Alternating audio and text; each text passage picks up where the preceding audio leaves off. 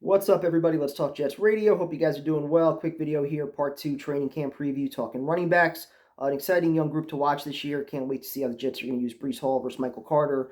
I think we all kind of had the same mindset going into the draft, where running back was definitely a need, but probably not the biggest priority, especially compared to some other positions like receiver, offensive line, cornerback, pass rusher.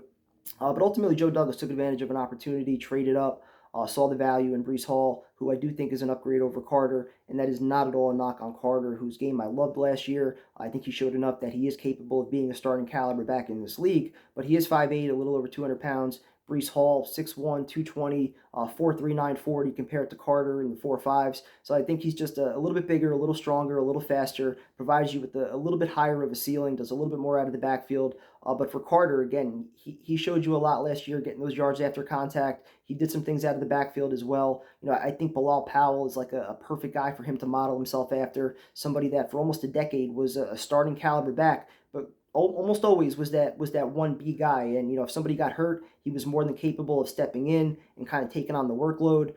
He was great in pass protection, great in the locker room, great leader, somebody that did every single thing on the football field well. May not have had that one elite trait, but every single thing he did it well. And so I think, if Michael Carter can ultimately be that, where Hall eventually in time, probably not early on in the year, I think it's going to be more of a 50-50 split, but by the end of his rookie year, maybe going into year two, Hall's probably going to start to see more 65-35. Not to mention you do have Tevin Coleman in there as well. He's the lone veteran of the group. I think he provides some leadership. He knows the offense. He's going to help you on special teams as well. And then you got Zonovan Knight, who, I don't know, like, does he fit in anywhere? He's a bigger back. He can get those yards after contact. But we say that about Carter, Breece Hall. We kind of say the same thing. And those guys also have the speed. They can catch the ball out of the backfield. They're a little bit more versatile and do more things. So I think for Zonovan Knight, if he's if his one purpose, if the one thing that he does well is running people over between the tackles, but you bring him in third and short, fourth and short, are you becoming more predictable? Do you let the defense know what you're doing?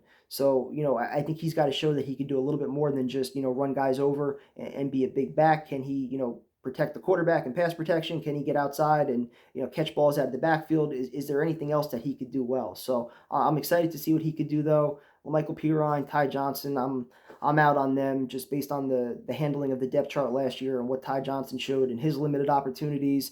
Nothing special there. They're pretty much camp bodies at this point, maybe practice squad candidates at best.